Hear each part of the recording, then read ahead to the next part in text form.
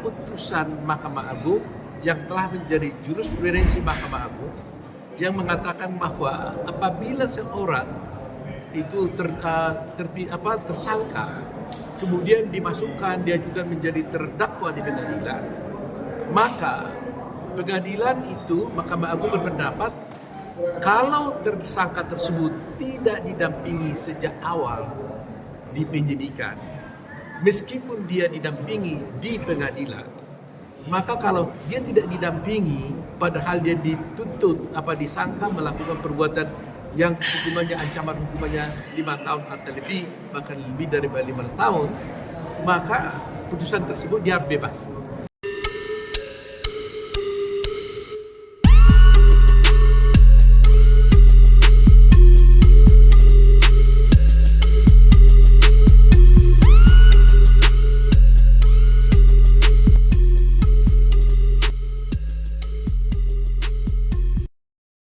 Apa sidangnya ditunda ini, Prof? Halimnya, Prof? Ya, puji Tuhan hari ini persidangan permohonan peninjauan kembali atas nama 6 orang terdakwa terpidana sudah selesai. Kita sudah bacakan tadi secara bergantian oleh Pak Dute, Yudi, Pak Dwi, Pak Firman, dan lain-lain ya. Nah, pada prinsipnya semua berjalan dengan lancar. Tadi ada beberapa kompromi diskusi mengenai soal apakah sidangnya terbuka atau tertutup, itu pun kita sudah bisa selesaikan dengan baik dan kuat. Kita lakukan kompromi dalam arti sesuai dengan hukum bahwa sidangnya tetap terbuka, tetapi kalau ada nanti terkait dengan yang berbau-bau ke asusila itu bisa ditutup ya. Seperti tadi waktu kami membacakan permohonan itu, kalau ada pernyataan-pernyataan kami yang berbau asusila itu kami skip gitu ya, tidak bacakan, tapi yang lainnya kami bisa bacakan. Jadi itu yang sudah disampaikan, dan seperti rekan-rekan tadi lihat mungkin dan sudah dengarkan bersama, jelas bahwa kami mengajukan PK itu kan dasarnya ada satu novum, kedua ada kekeliruan majelis hakim, kehilafan ya, baik di tingkat pengadilan negeri Cirebon pada waktu dulu yang tingkat pertama, baik di tingkat PT pada waktu itu. Ketiga, kami juga mengajukan dengan alasan adanya pertentangan dua putusan saling bertentangan satu sama lain. Ya.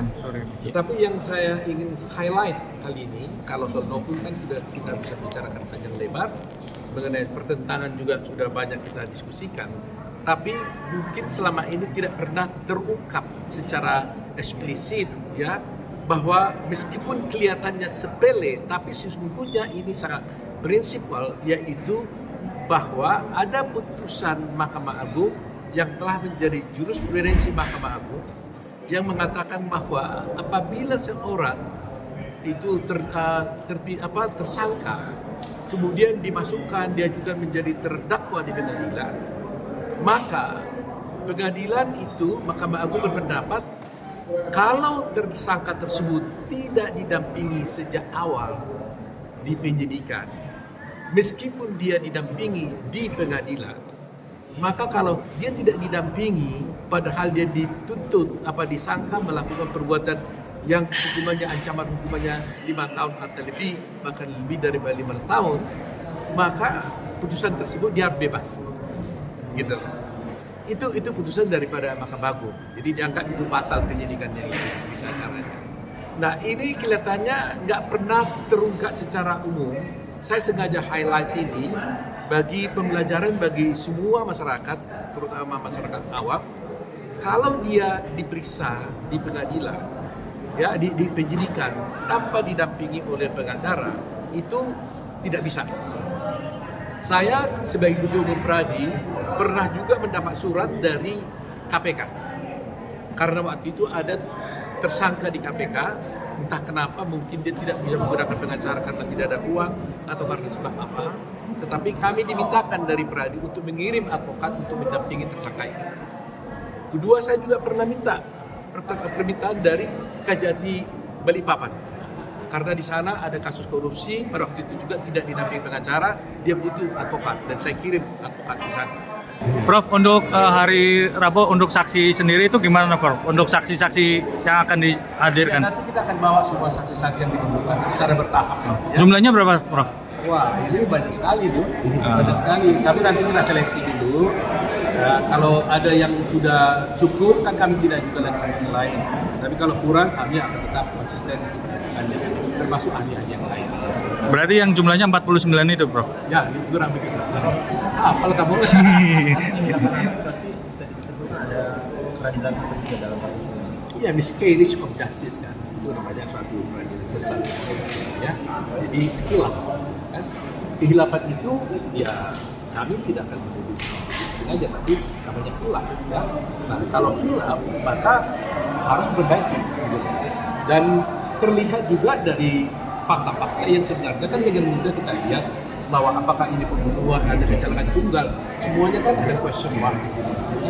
Jadi ada prinsip hukum sebenarnya kalau menangani suatu perkara pidana itu ada prinsip beyond reasonable doubt.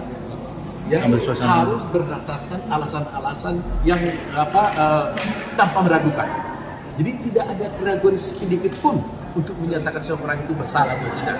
Nah itu di bahasa lainnya disebutkan indubio pro reo.